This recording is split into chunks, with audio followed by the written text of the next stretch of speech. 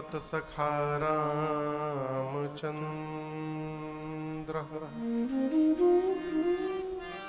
सर्वस्वं मे रामचंद्रो दयालु नार्यं जाने नैव जाने न जाने बंदों सी के चरण जिनके न्यों जग काज कलि समुद्र बूढ़त लख्यों प्रगट्यों सप्त जहाज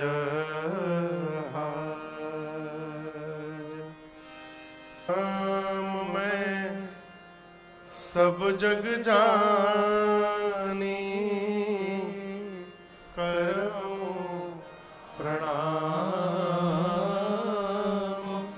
जोरी जुग पानी।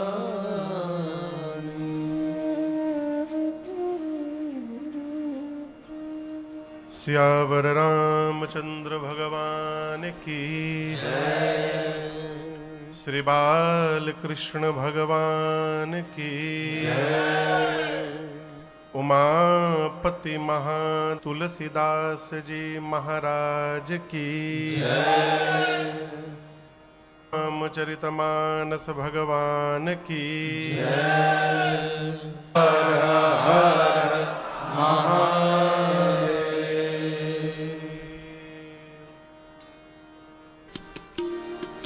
नैमिष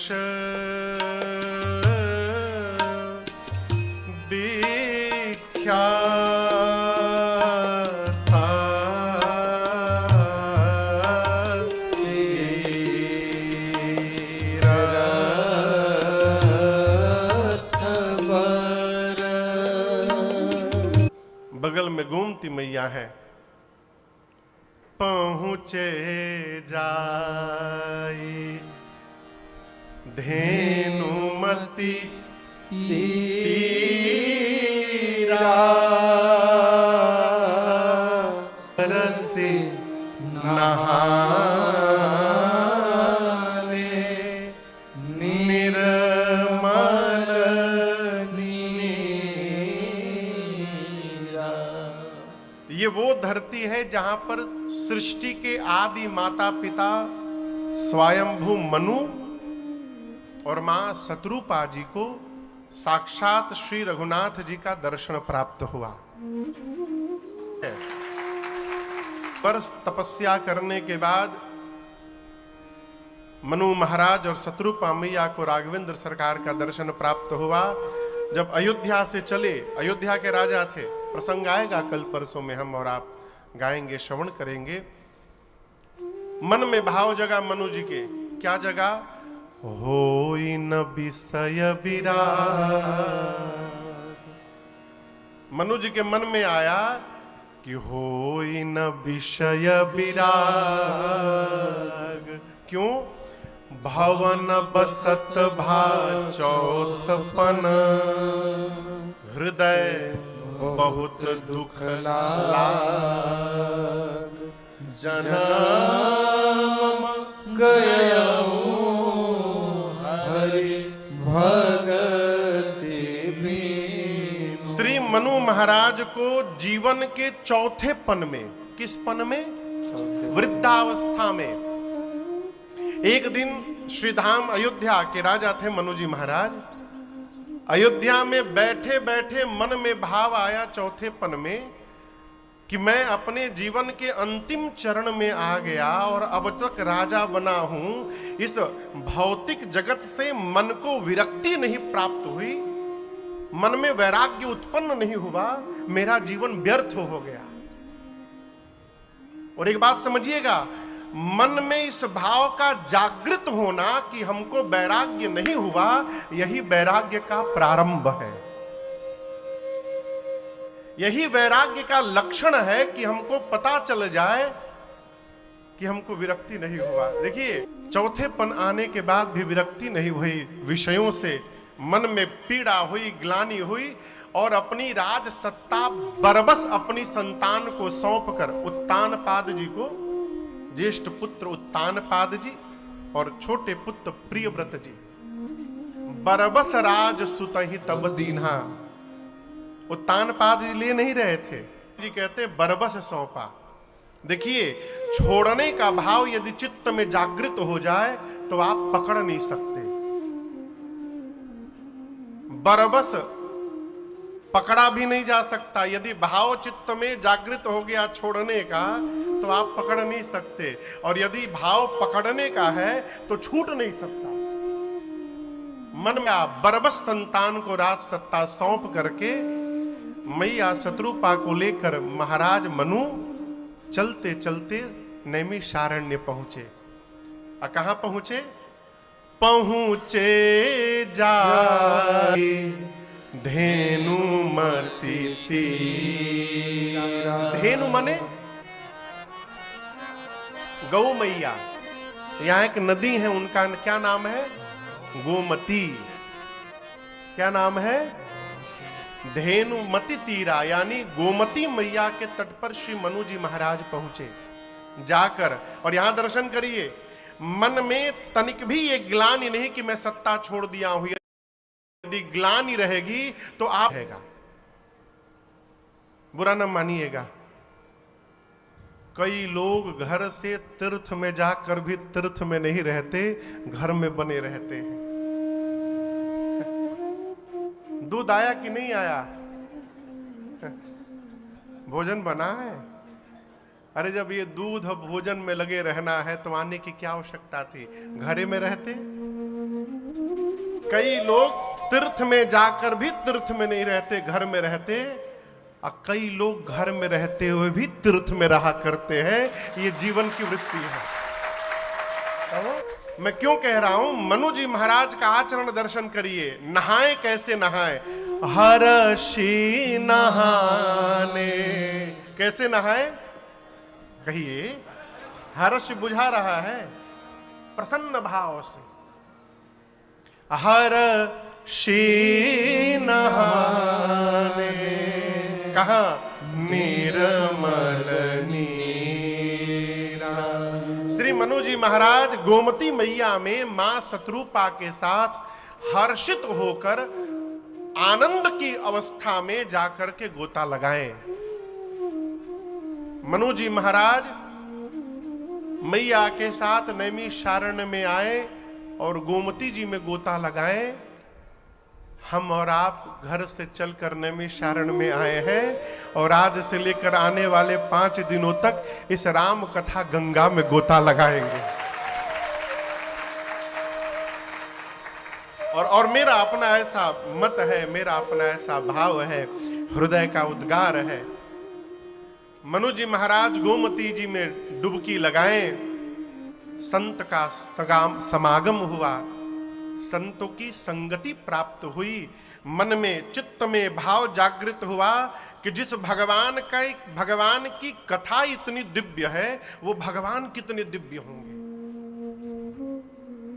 मनु जी यहां संतों के साथ आए तो मनु मैया शत्रुपा के साथ मनु जी संतों के साथ रहते थे, भगवत कथा रसपान करते थे। रसपान करते करते मनु जी शत्रुपा मैया से एक दिन कहे, देवी जिस भगवान की कथा इतनी दिव्य है, इतनी सुंदर है, इतनी मधुर है, वो भगवान कितने सुंदर होंगे। और हृदय में भगवत दर्शन की चाह जगी, मुनियों से मार्ग प्रशस्त हुआ। द्वादशाक्षर मंत्र का आदर पूर्वक महाराज मनु ने शत्रुपा मैया के साथ जप किया। कितने दिन जप किया? 23,000। कैसे जप हुआ ये आगे प्रसंग में सुनेंगे हम लोग। उसका परिणाम क्या हुआ? मनु जी महाराज को भगवान का दर्शन प्राप्त हो गया। यदि उस भाव का अंश भी इस 5 दिन में हमारे आपके भीतर जगा रहे तो रघुनाथ जी की भक्ति अवश्य प्राप्त हो सकती है हमको इस धाम में।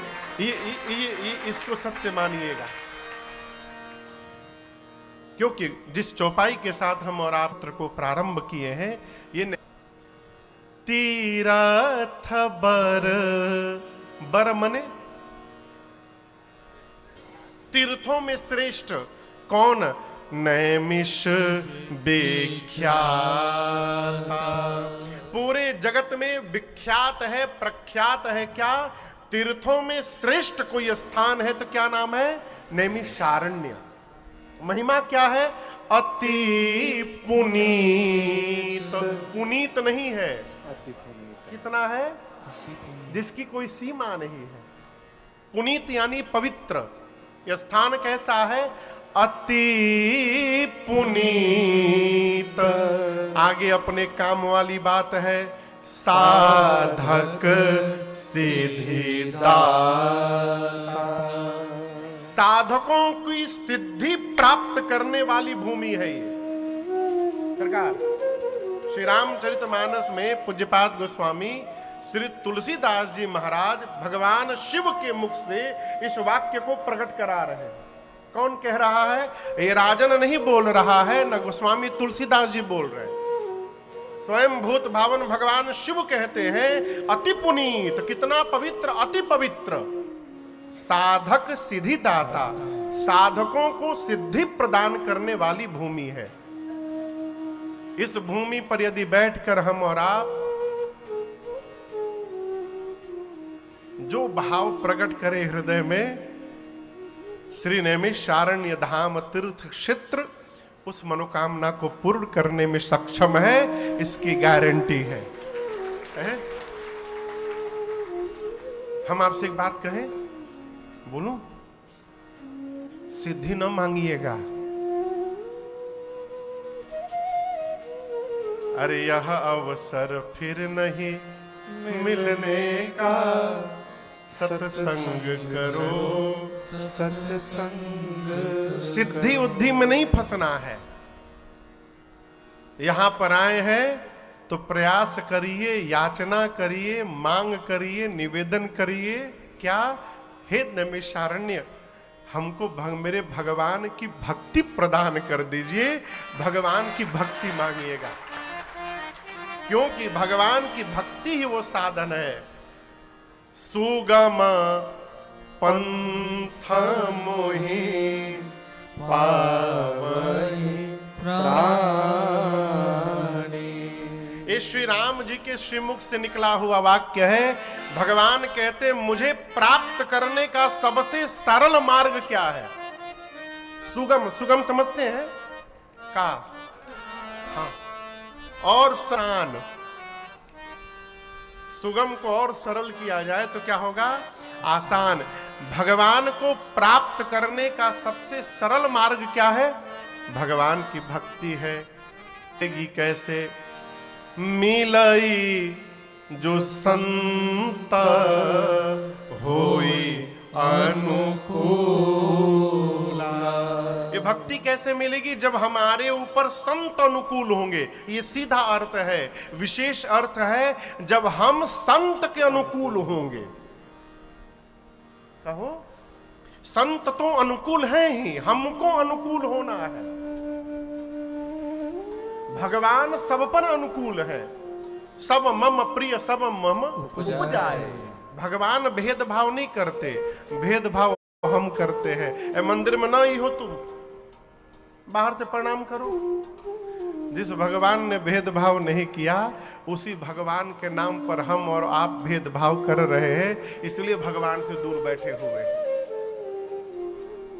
इसलिए इस धाम पर हम और आप आए हैं 5 दिनों के लिए। ये मेरा सौभाग्य। लगभग लोग यहाँ के आसपास के भी लोग हैं, यहाँ पर अगल बगल। अच्छा, आसपास के भी लोग हैं। जय हो। आप तो जानते ही होंगे, जो लोग बाहर से आए हैं वो से पूरी दुनिया में लोग सुन रहे हैं। तो जो न जाने उनके लिए मैं निवेदन करूं, ये वही भूमि है जहां पर सूत जी महाराज ने 88,000 मुनियों को भगवान की कथा सुनाई, श्रीमद् भागवत जी की। ये वही भूमि है। उन 88,000 मुनियों के प्रतिनिधि के रूप में सौनकादि मुनि बैठे थे। मूल रूप से साथ में 88,000 देवता विराजमान थे। श्री सूत जी महाराज ने यहां पर कथा गाई। इसके पहले मैं आपको कहूं, कई अनेक मुनि लोग गए ब्रह्मा जी के पास और जाकर ब्रह्मा जी से निवेदन किए कि हम लोग 1000 वर्ष तक सतत सत्संग करना चाहते हैं। कितने दिनों तक?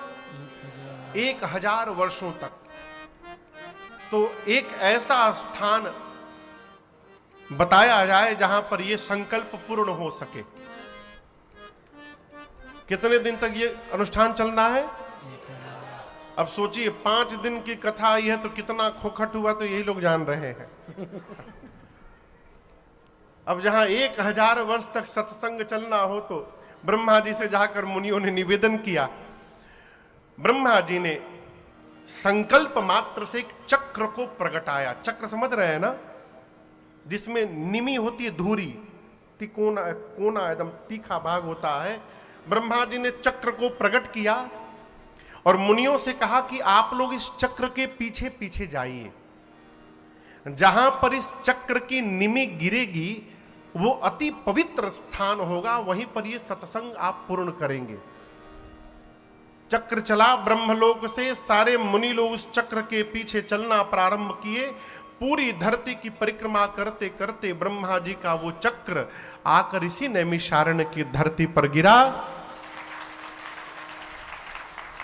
चक्र के नीम का सार भाग आकर यहां पर गिरा, इसलिए इसको नीम सार भी कहा जाता है। अरण्य का अर्थ होता है वन। चक्र का निमि आकर के इस अरण्य में गिरा, इसलिए इसका नाम है नैमिषारण्य। इस स्थान के बगल में ही वो स्थान भी है चक्र तीर्थ। यहां के लोग तो जानते ही होंगे, जो बाहर से आए हैं, समय निकाल करके अवश्य वहां पर दर्शन करिएगा। वहां स्नान की बड़ी महिमा है। आप जाइएगा ना तो आपको एक चक्र जैसा ही स्थान दिखाई पड़ेगा।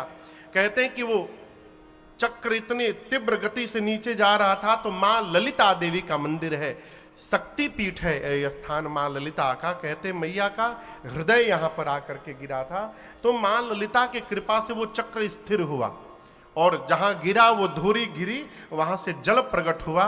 वही जल आज भी इस कुंड में है। समय मिले तो इस स्थान में जाकर के स्नान करिएगा। यहां पर हनुमानगढ़ी भी है। हनुमान जी महाराज के कंधे पर श्री राम लक्ष्मण जी विराजमान है, संतों के मुख में है। एक हनुमानगढ़ी श्रीधाम अयोध्या जी में है, जहां पर हनुमान जी मां अंजना की गोद में विराजमान है सरकार। एक हनुमानगढ़ी तीर्थराज प्रयाग में है, जहां लेटे हनुमान जी हैं संगम के पास, वहां हनुमान जी सो रहे हैं। और एक हनुमानगढ़ यहां पर है, जहां हनुमान जी विराट स्वरूप में खड़े हैं। तो एक जगह बैठे हैं, एक जगह लेटे हैं और एक जगह हनुमान जी खड़े हैं। तो हनुमान जी भी बगल में ही है यहां पर, उनका भी अवश्य दर्शन करिएगा। हाँ, खड़े हैं ना, हम बैठल बोले हैं का? खड़े बोले, खड़े हैं हनुमान जी, खड़े हैं। उनके कंधे पर श्री राम लक्ष्मण जी विराजमान है। कहते हैं कि जब अहिरावण भगवान श्री राम और लक्ष्मण जी को लेकर पाताल चला गया, तो हनुमान जी महाराज जा करके वहां पर संहार किए, अहिरावण को मारे। और उसके बाद राम लक्ष्मण जी को कंधे पर लेकर यहीं प्रकट हुए हनुमान जी। इसलिए इस मान्यता है इस स्थान की।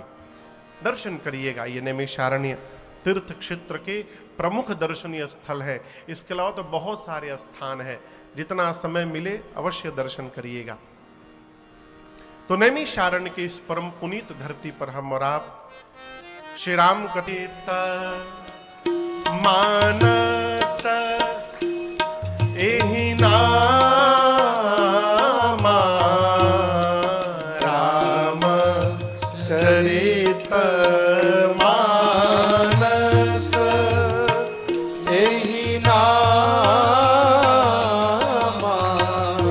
सुनत श्रवण पाइय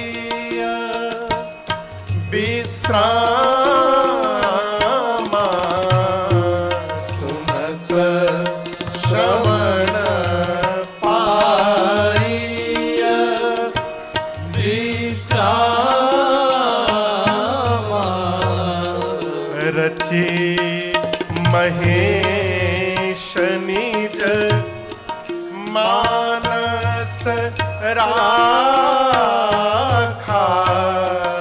रचे महेश निज मानस राखा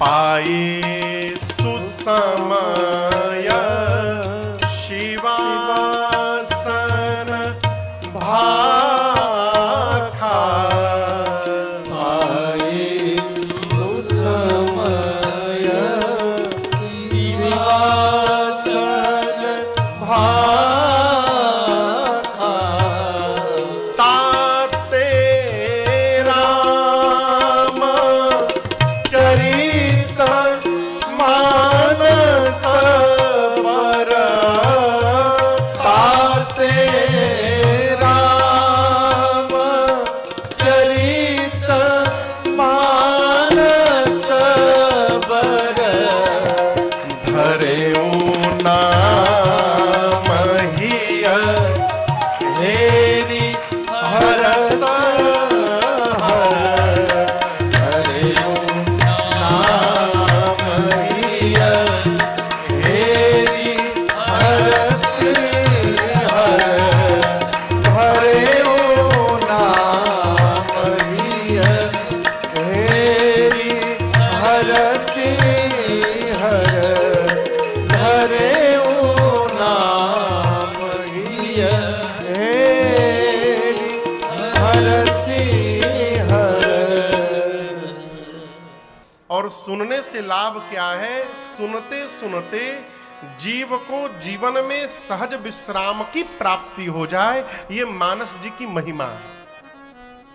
क्या प्राप्त हो जाए? बोलिए। विश्राम बुझाता ना? अभी कथा के पहले आधा घंटा लेकर के आए हैं विश्राम। वो विश्राम नहीं है, वो आराम है, विश्राम है। बुरा ना मानिएगा, जीवन में तनिक भी दुख आए, अब भगवानों में दम नहीं रहा। मैंने सुना है कान से, लोग अब भगवान में पहले वाली कहां बात है। मूर्ति बनाने वाले भी नकली मूर्ति बना देते हैं। भगवान में दम नहीं है, ये भजन नहीं है। देखिए, जीवन की स्थिति परिस्थिति बदलेगी, अब बदलनी भी चाहिए।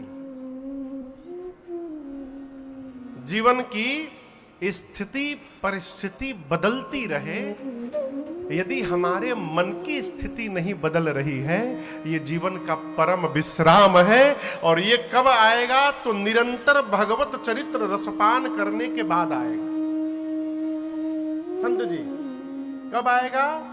निरंतर निरंतर सतत भगवत चरित्र कान में प्रवेश करे, तब जाकर धीरे धीरे विश्वास प्रगाढ़ होता है। देखिए, अभी हम लोग दोपहर में चर्चा कर रहे थे, ये जो शरीर बना है ना, इसके भीतर कई कोश बने हैं, लेयर।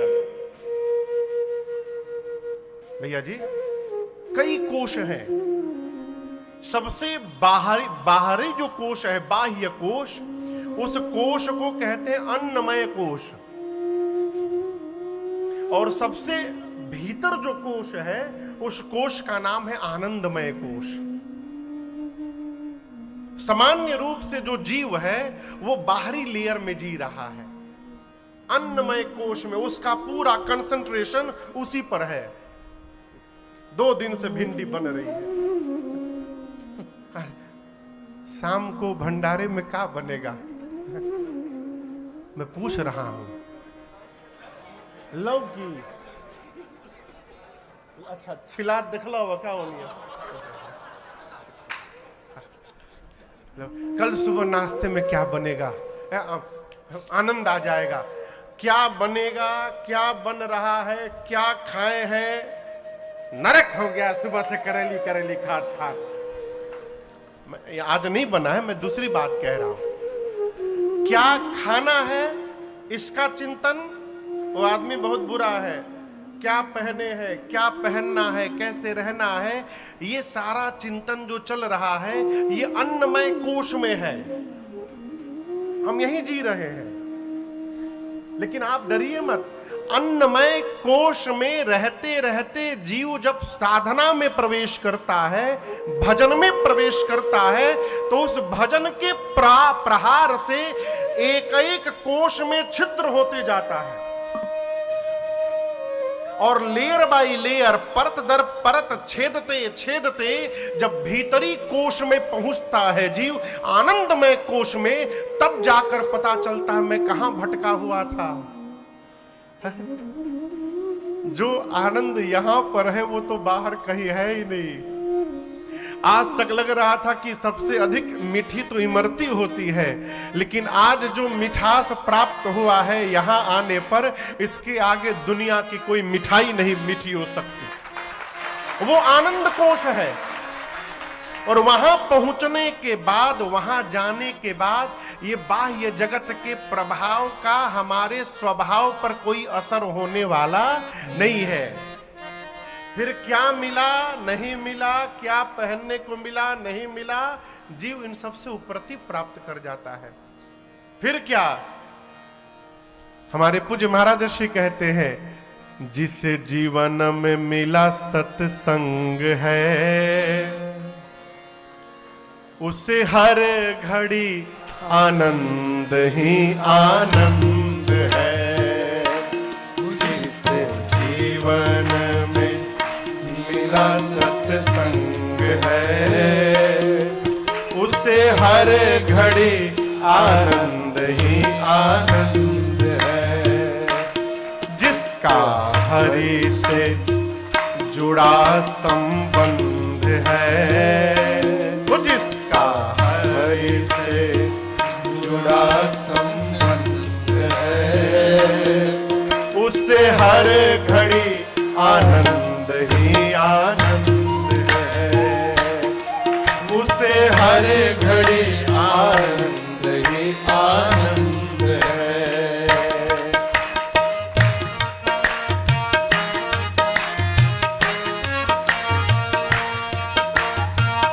जीवन सच्चाई में ढल गया, उसके पापों का पर्वत भी गल गया। जिसका जीवन सच्चाई में ढल गया, उसके पापों का पर्वत भी गल गया। हाँ, जिसका जीवन सच्चाई में ढल गया, उसके पापों का पर्वत भी गल गया। जिसका जीवन सच्चाई में ढल गया, उसके पापों का पर्वत भी गल गया। जिसके रोम रोम बस गोविंद है, जिसके रोम रोम बस गोविंद है, उसे हर घड़ी आनंद ही आनंद है। जिसके रोम रोम बस गोविंद है, उसे हर घड़ी आनंद ही आनंद है। जिसको जीवन में मिला सत्संग है, उसे हर घड़ी आनंद ही आनंद है।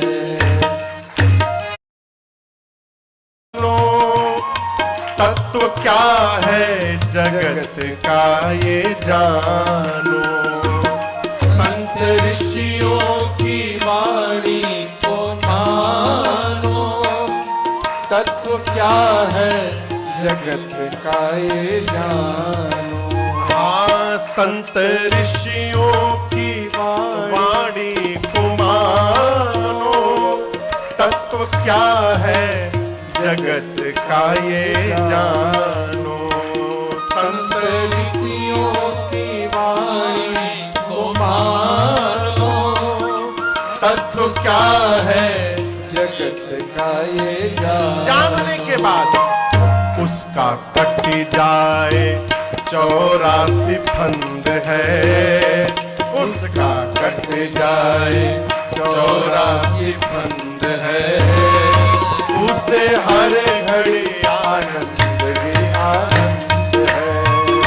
उसका कट जाए 84 फंद है, उससे हर घड़ी आनंद ही आनंद है। जिसको जीवन में मिला सत्संग है, उसे हर घड़ी आनंद ही आनंद है।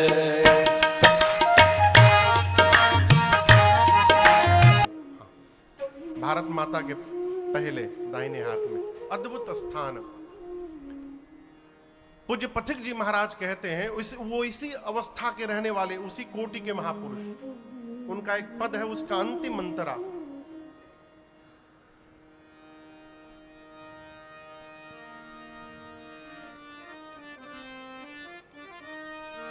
ये है प्रियतम को पाकर। कहां कहां पाकर? अपने में, मंदिर में नहीं। मंदिर में यदि केवल भगवान मिलेंगे तो आपको दर्शन के लिए मंदिर आना पड़ेगा बार बार। और जिस दिन अपने में मिलने लगे उस दिन कहीं जाने की आवश्यकता नहीं पड़ेगी, आप अपने घर में रहते हुए दर्शन कर सकते हैं। वो आनंदमय कोष की अवस्था है। पथिक जी कहते हैं, पथिक अपने में अपने प्रियतम को पाकर, प्रियतम को पाकर, पथिक अपने में अपने प्रियतम को पाकर, हम महोत्सव निरंतर मनाते रहेंगे, महोत्सव निरंतर मनाते रहेंगे, सदा जो सुसंगति में आते रहेंगे, वो जीवन को अपने सजाते रहेंगे। देखिए, अभी जो कालखंड चल रहा है, इस कल्प का नाम है श्वेत वराह कल्प। क्या नाम है? श्वेत वराह कल्प में जो मनवंतर चल रहा है, इस मनवंतर का नाम है वैवस्वत मनवंतर। क्या नाम है? इस मनवंतर के मनु का नाम है वैवस्वत। जैसे स्वयंभू मनु हम लोग पढ़े सुने ना अभी, उसी प्रकार अभी जो मनु है, इन मनु का नाम है वैवस्वत। ठीक? वैवस्वत एक मनवंतर में कितने चतुर्युग होते हैं? 71। कितने होते हैं? 71 बार चारों युग बीतते हैं, फिर मनु बदल जाते हैं, मनवंतर बदल जाता है। 71 बार सतयुग बीतता है, 71 बार त्रेता, 71 बार द्वापर, 71 बार कलयुग, फिर मनु बदल जाते हैं। और 1000 चतुर्युग जब बीत जाता है, उस अवधि को कल्प कहते हैं। तो अभी जो कल्प चल रहा है उसका नाम है श्वेत वराह। बुझाता बाबू? और श्वेत वराह कल्प का वैवस्वत मनवंतर चल रहा है। इस मनवंतर का ये 28वां कलयुग है, अष्टाविंशतितमे। कितना नंबर का कलयुग है? 28वां। इस मनवंतर में 28 बार सतयुग आ चुका है, त्रेता आ चुका है, द्वापर आ चुका है। 28वें त्रेता में राम जी नहीं आए थे। राम जी कब आए थे? 24वें त्रेता में। किस त्रेता में? 24वें त्रेता में राम जी अयोध्या में जन्म लिए। और 28वें द्वापर में, जो द्वापर पीछे गया है, इस द्वापर में भगवान श्री कृष्ण ने जन्म लिया, अवतार लिया।